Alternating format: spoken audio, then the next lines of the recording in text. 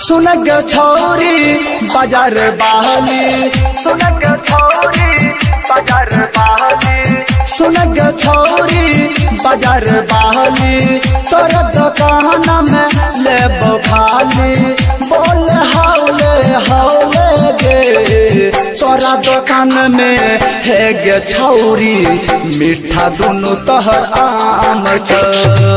तोरा दुकान में है गे छौरी, मीठा दुनु तोहर आम छ। तोरा दुकान में है गे छौरी, मीठा दुनु तोहर आम छ। सुनग छौरी बाजार बहली, तोरा दुकान में लेबो खाली, बोल हौले हौले गे तोरा दुकान में है गे छौरी, मीठा दुनु तोहर आम छ। तोरा दुकान में है गे छौरी, मीठा दुनु तोहर आम छ। तोरा दुकान में है गे छौरी, मीठा दुनु तोहर आम छ। मीठा दुनु तोहर आम छ। मीठा दुनु तोहर आम छ।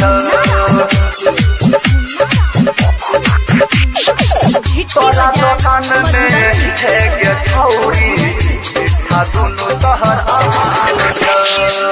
भोरे भोरे खोल दुकाना, जल्दी हमरा देखब समाना, जल्दी हमरा देखब समाना।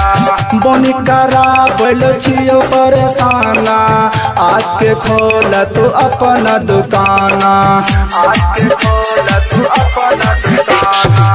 सुन गगरिया बाजार वाली, तोर दुकान में लेबो खाली, बोल हौले हौले गे तोरा दुकान में है गे छौरी, मीठा दुनु तोहर आम छ।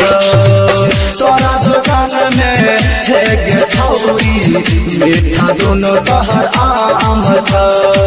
तोरा दुकान में है गे छौरी, मीठा दुनु तोहर आम छ।